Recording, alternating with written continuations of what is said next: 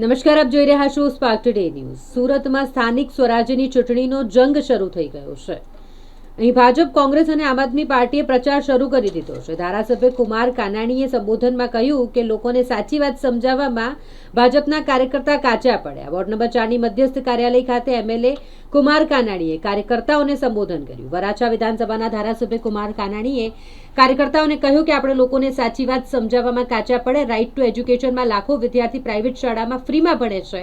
આ વાત લોકો સુધી આપણે મૂકી જ ન શક્યા। આપણે કાચા પડ્યા છે। આપણે લોકોના આરોગ્ય માટે પણ પૈસા નથી લેતા। આપવાળાએ લોકોને ક્યારે એવું નથી કહ્યું કે પ્રાઇવેટ હોસ્પિટલમાં દાખલ થશો, તમને સારવાર મફત મળશે। એ લોકોને ગેરમાર્ગે દોરવામાં સફળ થયા અને આપણે લોકોને સમજાવવામાં અસફળ થયા છે। એટલે આવું સાંભળીએ શું કહી રહ્યા છે ધારાસભ્ય કુમાર કાનાણી। કે પીપી સોણે ભરજો અને ફી ભરજો એમ કોઈ કીધું? એ વાત આપણે લોકો સામે ના મૂકી શક્યા। રાઇટ ટુ એજ્યુકેશનની અંદર લાખો વિદ્યાર્થીઓ પ્રાઇવેટ સ્કૂલમાં ભણે અને સરકાર એની ફી આપે, સરકાર એને કપડાં આપે, બૂટ આપે, એના દફતરના પૈસા આપે। એ વાત આપણે લોકોને કરી ના શક્યા। આપણે કાચા પડ્યા। આરોગ્ય મદદ આપીશું તો આપણે ક્યાં પૈસા લઈએ છીએ?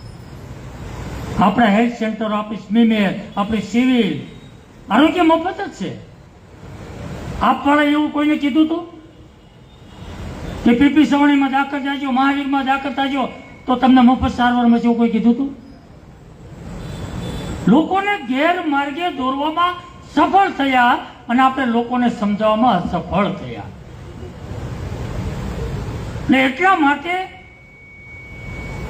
આપણે લોકોની સાથે સાચી વાત પહોંચે એના પ્રયાસો અને પ્રયત્ન કરવા પડે। જે કઈ વાત લોકોમાં મૂકે એની સામે આપણે આપણી વાત મૂકવી પડે। 5 વર્ષ સુધી આત્યાઓએ નોકરા કૌભાંડ કર્યા, રેશન કાર્ડ દુકાનોના કૌભાંડ કર્યા, ગેરકાયદેસર બાંધકામોના કૌભાંડ કર્યા અને ચૂંટણી આવી છે એટલે મારા દીકરા સુંદરકાંડ કરે છે। આ લોકોને આપણે કહેવું પડે। અત્યાર સુધી ભ્રષ્ટાચારના કાંડ કરે, હવે સુંદરકાંડ કરે, આપણે કહેવું પડે।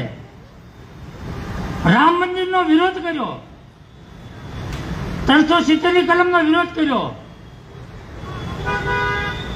અત્યારે રામનવમીની શુભેચ્છાઓ પાઠવે છે, કથાઓમાં જાય છે, સાધુ સંતોને પગમાં પડે છે। આવા કાચિંડાઓને ઓળખવા માટેનો પ્રયાસ લોકોએ કરવો જોઈએ। એ વાત આપણે લોકો સાથે કરવી, લોકોને સાચી વાત સમજાય એવી વાત કરવી પડે આપણે।